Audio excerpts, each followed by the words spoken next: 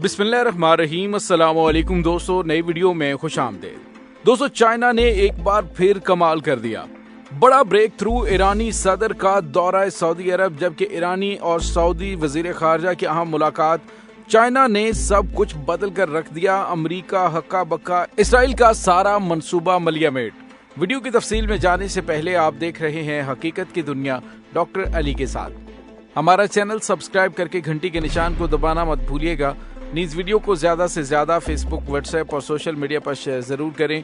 Share और like करने के साथ साथ कमेंट बॉक्स में पाक फौज जिंदाबाद, पाकिस्तान पाइंदाबाद और पाकिस्तान के गुमनाम हीरोज को सलाम का नारा कमेंट जरूर कीजिएगा। दोस्तों, दुनिया के हालात तेजी से बदल रहे हैं। हर नया दिन आलमी सियासी मंजरनामे पर एक नई तब्दीली के साथ तुलू हो रहा है। एक तरफ यूरोप और मगरिब है जो कि रूस से नबर्द आजमा है और इस कोशिश में है कि रूस की रही सही कुव्वत का खात्मा करे, जबकि रूस भी अपनी तारीखी फौजी कुव्वत को फरामोश नहीं कर पाया। 1991 के बाद रूस टुकड़े टुकड़े जरूर हुआ, लेकिन आज भी रूस अपनी माजी की कुव्वत के साथ खित्ते में अपना असर और रसूख कायम करने की दौड़ में किसी से पीछे नहीं। जैसा कि एक मुशाहिदा जो गुज़िश्ता सालों में किया गया कि जब शाम और इराक में अमरीका और इसराइली हमायत याफ्ता दहशतगर्द गिरोह दाइश के खात्मे के लिए रूस बराह रास्त खित्ते की सलामती के लिए मैदान जंग में वारद हुआ और ताहाल इस खित्ते में कौमी मुज़ाहमत के साथ मुस्बत ताल्लुकात कायम करके आगे का सफर तय कर रहा है, जबकि दूसरी जानिब चीन है जो कि दुनिया की तमाम तर जंगी जुनूनी हालात में खामोशी से मुआशी तरक्की का सफर मुसलसल तय कर रहा है और कई एक रुकावटों को अपनी खामोश और सॉफ्ट पावर के जरिए हल करने में भी कामयाब हो रहा है। यही चीनी सॉफ्ट पावर है कि आज चीन अमेरिका समेत यूरोप और अफ्रीकी मंडियों तक पहुंच चुका है। चीन से एशियाई ममालिक तक रसाई के लिए जमीनी रास्तों को हमवार करने के लिए वन बेल्ट वन रोड जैसे मंसूबे भी तेजी से तकमील की तरफ जा रहे हैं। पाकिस्तान की एक अहम तरीन बंदरगाह गवादर पर भी चीन बाकायदा काम करने में मसरूफ है। लिहाजा दुनिया एक तरफ जंग के बादलों में घिरी हुई है, वहाँ चीन अपनी सॉफ्ट पावर के जरिए दुनिया में मुआशी तरक्की का जाल बिछाने में भी कामयाबी से आगे बढ़ रहा है। तीसरी तरफ इलाकाई सतह पर ईरान खित्ते की ताकत के तौर पर उभर रहा है। इलाकाई सतह पर हम देखते हैं कि ईरान वो वाहिद ताकत है कि जिसने खलीज फारस समेत गरबी एशियाई ममालिक में अपनी कामयाब सियासत के सितारे चमकाए। और शाम की बात करें तो शाम को अमरीकी और सहूनी हमायत याफ्ता दहशतगर्द गिरोहों बशमूल दाइश और अल नसरा फ्रंट जैसों से निजात दिलवाने में शामी हुकूमत की दरखास्त पर ईरान सबसे पहला मुल्क था कि जिसने उस जंग में कदम रखा और 10 साल के अरसे में न सिर्फ शाम बल्कि इराक में भी कामयाबियां हासिल की। दोनों ममालिक की आवाम का एतमाद हासिल करने में भी कामयाब हुआ और आज ईरान खित्ते में दिफाई पोजीशन की बजाय 2 कदम आगे मौजूद है और खित्ते में अमरीकी फौजियों के इनखला में पेश नजर आता है। सिर्फ यहाँ तक ही नहीं बल्कि कतर जैसे मुल्क के साथ भी सऊदी अरब के मुकाबले में ईरान के ताल्लुकात ज्यादा वसी और पायदार नजर आ रहे हैं। इसी तरह लिबनान की मुश्किल सूरत हाल में भी ईरान ही सामने आया, जिसकी शय खुर्दोनोश समेत तेल और उस वक्त लिबनान की मार्केट में इसे मरकजी हैसियत हासिल है। अरब दुनिया में मगरबी एशियाई ममालिक के साथ बेहतर ताल्लुकात के बाद अगर हम देखें तो ईरान के चीन के साथ ताल्लुकात इस कदर पायदार है कि दोनों ममालिक एक दूसरे के साथ ठोस एतमाद का रिश्ता कायम कर चुके हैं और यही वजह है कि चीन ने 400 अरब डॉलर की सरमायाकारी के मंसूबे ईरान के साथ दस्तखत किए, जो कि तारीखी कारनामा है। और इसी तरह ईरान ने लातीनी अमेरिका के ममालिक को अमरीकी मुआशी दहशत गर्दाना पॉलिसियों के मुकाबले में मुश्किल तरीन वक्त में साथ दिया, जिसके बायस ये कहना बेजा नहीं होगा कि अगर जनूबी एशियाई ममालिक और गरबी एशियाई ममालिक में कोई मुसलमान मुल्क ताकत का मरकज और महवर बन रहा है तो वो ईरान है। और हाल ही में चीनी सदर की मौजूदगी में ईरान और सऊदी अरब के अहदेदारों के दरमियान मुलाकात में दोनों ममालिक के आपस में सफारतकारी का आगाज करने का ऐलान इसने पूरी दुनिया को चौंका दिया है। लेकिन खास तौर पर इस खबर के बाद अमरीका और गासिब सहूनी रियासत इसराइल में सफ़े मातम बिछी है। अमरीका और इसराइल ने ईरान में इस्लामी इनकलाब की कामयाबी और इसराइल नवाज रजा शाह पहलवी की हुकूमत के खात्मे के बाद से ईरान के खिलाफ ये प्रोपेगेंडा शुरू किया था कि ईरान खित्ते की अरब रियासतों के लिए खतरा है। और यही बांसुरी बजाते बजाते अमरीका ने सऊदी अरब से यहाँ अरबों डॉलर का तेल असलहे की मद में हासिल किया। वहाँ कई अरब डॉलर का असलहा सऊदी अरब समेत मुतअद्दिद अरब ममालिक को फरोख्त करके अपना फायदा हासिल किया। दोस्तों, अरब दुनिया के हुक्मरानों को ये यकीन दिलवाया जाता रहा कि ईरान अरब दुनिया के लिए सबसे बड़ा खतरा है, लिहाजा ईरान से फासला जरूरी है।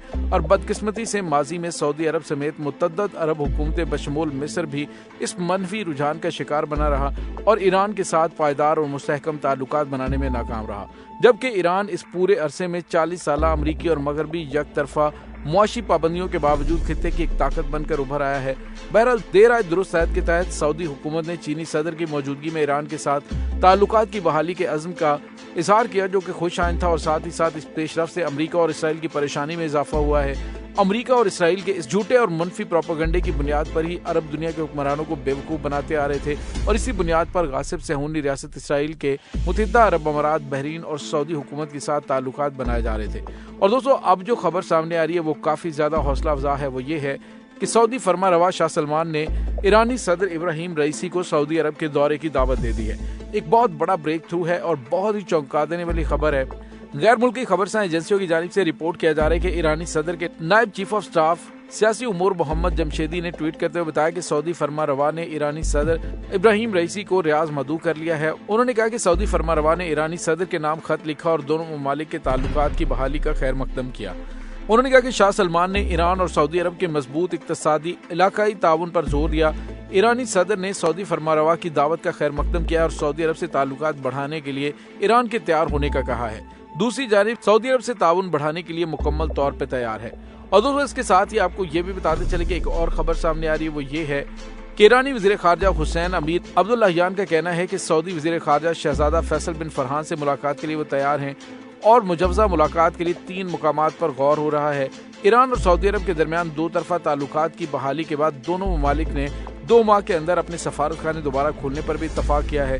ایرانی وزیر خارجہ نے کہا کہ کسی بھی ہمسایہ ملک کی جانب سے سیکیورٹی کے خطرات کو برداشت نہیں کیا جائے گا۔ یمن کے معاملے پر بات کرتے ہوئے ان کا کہنا تھا کہ یمن کی صورتحال ان کا اندرونی معاملہ ہے، تاہم ہماری کوشش ہے کہ خطے میں استحکام کے لیے سعودی عرب کے ساتھ تعلقات کو مضبوط کیا جائے۔ دوستو واضح ہے کہ سعودی عرب اور ایران کے درمیان سفارتی تعلقات 2016 سے منقطع ہیں، تاہم رواں ماہ دونوں ممالک کے درمیان سفارتی تعلقات کی بحالی میں چین نے اہم ثالث کا کردار ادا کیا۔